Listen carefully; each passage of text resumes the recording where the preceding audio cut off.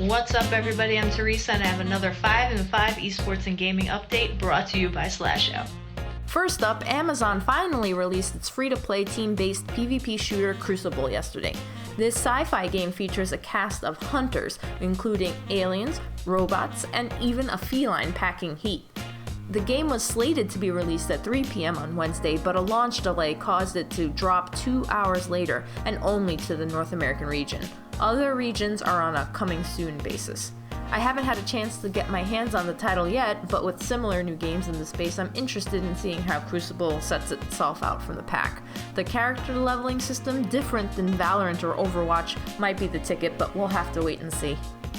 Next, CD Projekt Group is celebrating a big success this week. The Polish company, which includes GOG.com and CD Projekt Red, the makers of The Witcher and upcoming title Cyberpunk 2077, is now officially the most valuable gaming company in Europe.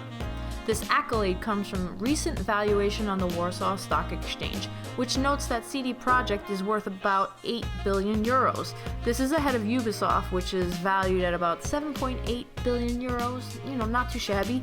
However, the makers of Assassin's Creed and Far Cry are a far cry from being out of contention because Ubisoft still generates a higher revenue output than CD Projekt does. However, GOG.com, which sells old-school video games, is likely to keep revenue going up for CD Projekt as more and more titles enter the retirement home.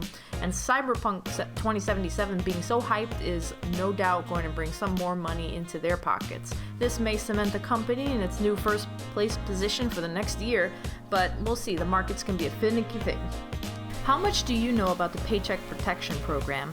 I may not be an expert, but I do know that Congress enacted it as a way to support businesses during the coronavirus pandemic. As it turns out, 2 esports companies applied and received PPP loans, leading to some discussion in the space about whether or not it was an ethical move. A watchdog company flagged Super League Gaming and Allied Esports, who received roughly $1 million each in May, even though they had previously reported good numbers. Their applications indicated that live events are critical to some esports companies and their success, while other companies like Twitch can thrive during a pandemic situation, and they don't need to rely on events for revenue. So how do you feel about this? Do you think that their applications were ethical? Is it possible that they're just doing this in order to get a possible grant out of the situation? We don't know unless we work for SLG or Allied, so tag us at SlashShout and let us know your opinion. Everyone knows I live and breathe collegiate esports, and today I'm happy to say we have a collegiate story on the radar. Gen.G Esports has officially partnered with Eastern Michigan University to create an esports program. Things are going to kick off in fall 2020, and the agreement will cover multiple years of development.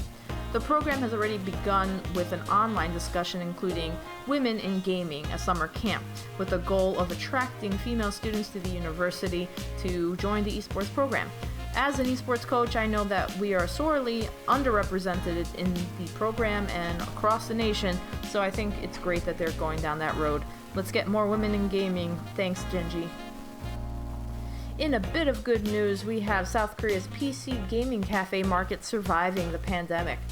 The market suffered a 25% decline in hours played in March due to the outbreak, but surprisingly, the market has stabilized now over April and May, according to an analyst.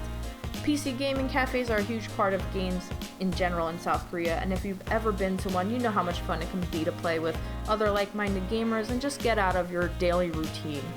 The South Korean government's response to the coronavirus outbreak is a large part of why the cafe market didn't crash, and I'm glad to know that next time I go visit, I'll be able to play in one.